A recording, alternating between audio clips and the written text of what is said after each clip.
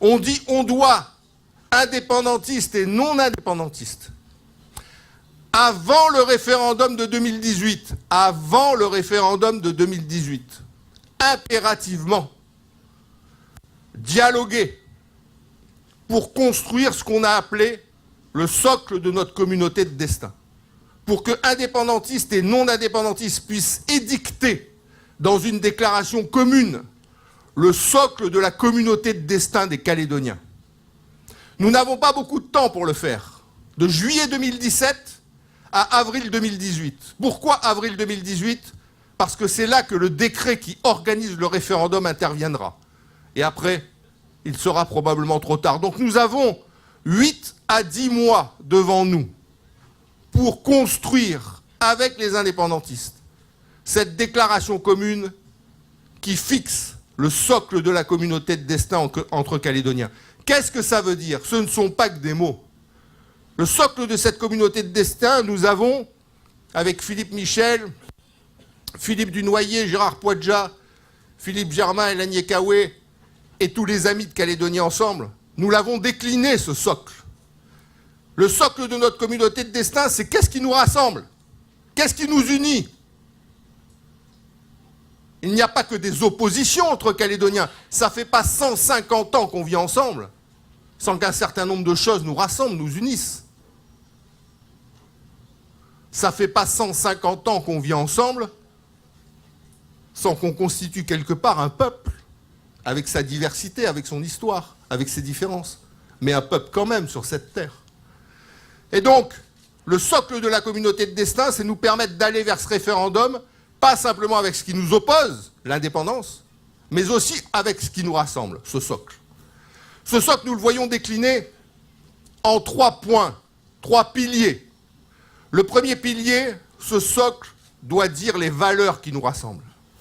Avec les indépendantistes, nous avons un certain nombre de valeurs en partage, de valeurs en commun.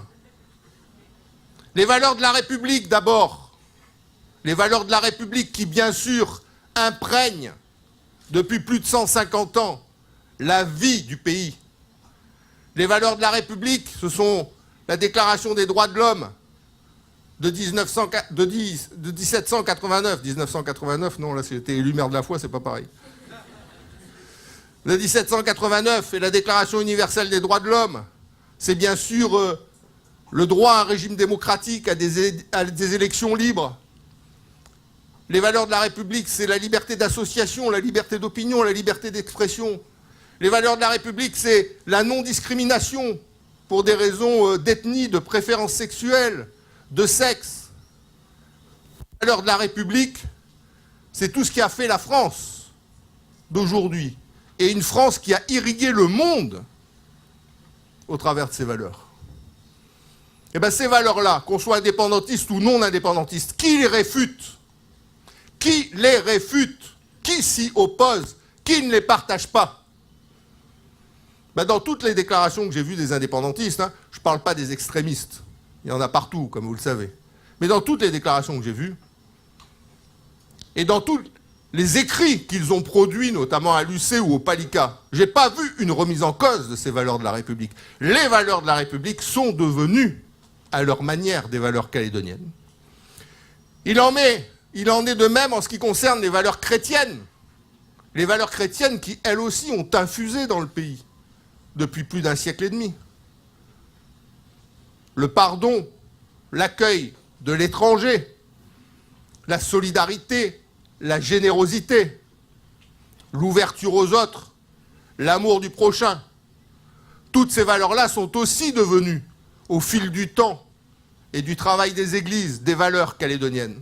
Et puis enfin, bien sûr, les valeurs kanaks et océaniennes, qui dans notre pays ont une place immense, liée à ce peuple autochtone, vieux de 3000 ans, le peuple kanak, mais lié aussi aux autres peuples d'Océanie, polynésiens, wallisiens, futuniens, qui sont venus, au fil du temps, construire la Nouvelle-Calédonie et contribuer à sa mise en valeur. Ces valeurs kanak et océaniennes, elles s'articulent autour du respect des anciens, autour de la place de l'échange et de la coutume et du groupe dans les rapports au sein des communautés autour de l'idée que le consensus est le premier des modes de gouvernance avant l'application d'une démocratie majoritaire. Toutes ces valeurs, valeurs de la République, valeurs chrétiennes, valeurs kanaks et océaniennes, elles se sont mélangées et elles sont devenues des valeurs calédoniennes, des valeurs singulières, des valeurs uniques qu'on trouve que chez nous, des valeurs endémiques. Ce sont ces valeurs qui nous unissent.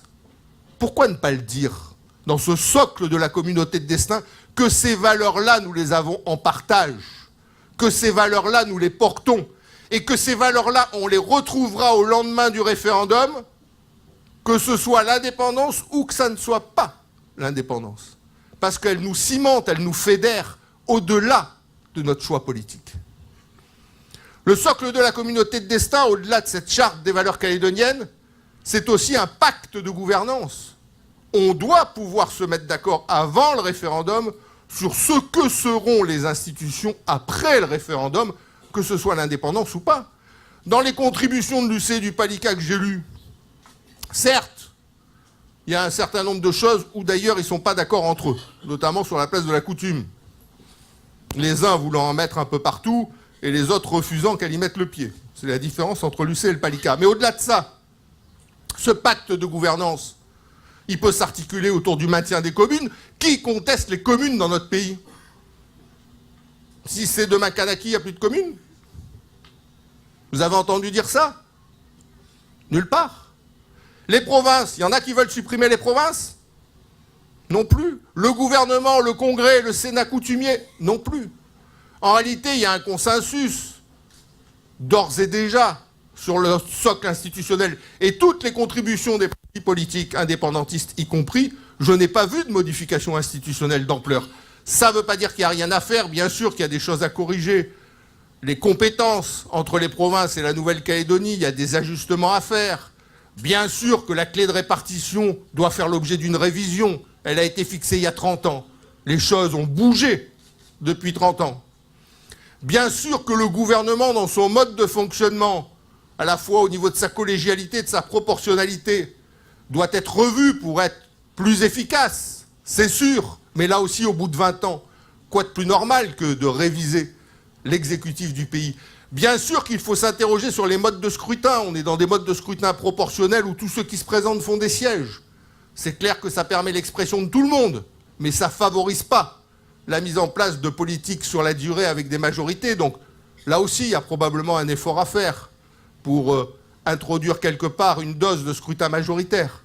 En clair, nous pouvons améliorer notre fonctionnement institutionnel, mais au total, sur l'ensemble de notre organisation institutionnelle, nous pouvons, indépendantistes et non indépendantistes, passer un pacte de gouvernance. Et ce pacte de gouvernance fait que les institutions, on les retrouvera le lendemain du référendum, quel que soit le résultat de ce référendum.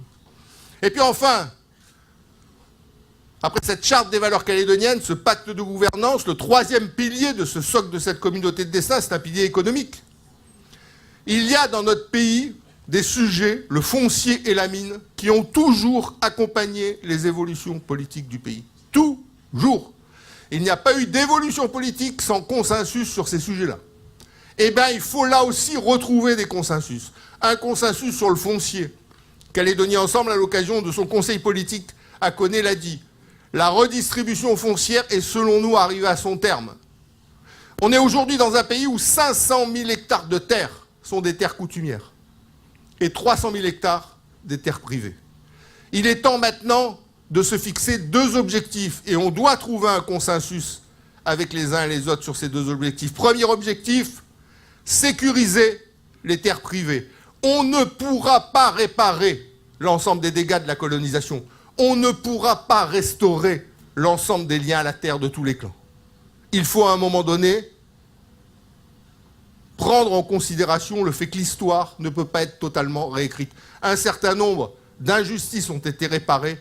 Il faut à un moment donné dire on arrête là pour faire en sorte que chacun soit à sa place respecté dans ses droits. Et de la même manière qu'il faut sécuriser définitivement les terres privées, leur périmètre, il faut engager volontairement le développement des terres coutumières. On ne peut pas rester avec 500 000 hectares qui n'ont de justification que dans le cadre d'un lien culturel. Ça a pu être le cas à un moment donné de notre histoire. Et on le comprend au cours des 40 dernières années de redistribution foncière. Mais maintenant, il faut passer à une nouvelle étape. Le lien culturel, oui, mais aussi le développement économique de ces terres. Que le développement du pays ne porte pas que sur un tiers du pays. Parce que si le développement du pays porte que sur un tiers des terres du pays, il est clair que c'est dans ce cadre-là qu'on assiste à une inflation du prix des terrains et une spéculation foncière. Donc il faut permettre au développement de s'asseoir sur l'ensemble du pays, y compris sur les terres coutumières. Donc ça aussi, c'est un point qu'on souhaite voir figurer dans notre socle pour la communauté de destin, dans notre pilier économique. Même chose en matière minière et métallurgique. Il y a des sujets sur lesquels on doit trouver des équilibres. Quelle participation publique dans les opérateurs métallurgiques? Quelle politique en matière d'exportation de minerais, notamment les exportations à destination de la Chine, dont on a beaucoup parlé à un moment et qui ont agité notre société? Quels fonds pour les générations futures, alimentés selon quelles modalités, avec quel objectif? Quelle coordination entre les différents opérateurs du Sud, du Nord et de la SLN? Voilà tous les sujets sur lesquels, là aussi, dans le cadre de ce socle de la communauté de destin, de ce pilier économique du socle de la communauté de destin, nous devons trouver un accord. Et bien sûr, et j'en terminerai par là, cette déclaration commune indépendantiste, non indépendantiste sur ce socle de la communauté de destin, il ne peut pas avoir de vraie valeur pour le peuple calédonien s'il ne comprend pas un volet concernant la lutte contre la délinquance. Aujourd'hui, la délinquance a pris une telle place dans notre pays, et notamment la délinquance des mineurs. 60% de la délinquance de proximité aujourd'hui dans notre pays est une délinquance de mineurs. C'est le triple de la métropole. Plus grave encore, un mineur sur deux accomplissant des actes de délinquance a moins de 15 ans. Un mineur sur deux accomplissant des actes de délinquance dans notre pays a moins de 15 ans. Et la délinquance des mineurs à ce niveau-là, comme la délinquance en général, ça ne peut que fragiliser le vivre ensemble, que gangréner le vivre ensemble. Donc le socle de la communauté de destin dont on parle, que nous voulons acter, indépendantiste et non indépendantiste, il doit prévoir aussi un volet spécifique visant à lutter contre la délinquance, à la fois dans le cadre d'une politique de prévention. Bien évidemment, c'est aux racines qu'il faut agir si on veut avoir des résultats sur la durée, mais également dans une politique de répression plus adaptée qui puisse nous permettre les uns et les autres de vivre en tranquillité, en toute tranquillité dans notre pays. N'oublions pas que la sécurité dans un pays quel qu'il soit, c'est la première des libertés. Et que le socle de la communauté de destin dans notre pays, il doit aussi être assis sur une sécurité pour tous les Calédoniens. Voilà le projet qui est le nôtre. Voilà de quoi on veut nourrir le dialogue avec les indépendantistes. Alors vous allez dire, oui, mais qu'est-ce que ça va changer? Qu'est-ce que ça va changer, cette déclaration commune sur ce socle de communauté de destin avant le référendum? Ben, ça va tout changer. Aujourd'hui, le référendum, c'est juste un référendum d'opposition frontale entre indépendantistes et non-indépendantistes sur ce qui nous oppose, l'indépendance. Eh bien, avec ce socle de la communauté de destin, nous allons faire de ce référendum qui nous oppose, nous allons en faire aussi un référendum qui nous fédère. Nous allons faire de ce référendum d'opposition, nous allons en faire aussi un référendum de projet. De ce référendum qui nous divise, nous allons dire aussi ce qui nous rassemble. Le rapport du peuple calédonien à ce référendum en sera transformé. On ne sera pas simplement là pour s'opposer sur l'avenir du pays, on sera là aussi pour construire une nouvelle étape du destin commun du pays. Voilà la proposition de Calédonie Ensemble. Au lieu d'aller vers ce référendum bête et méchant, stérile, improductif, le cas échéant, dangereux, s'il se limite à une arithmétique électorale, essayons de construire un référendum intelligent.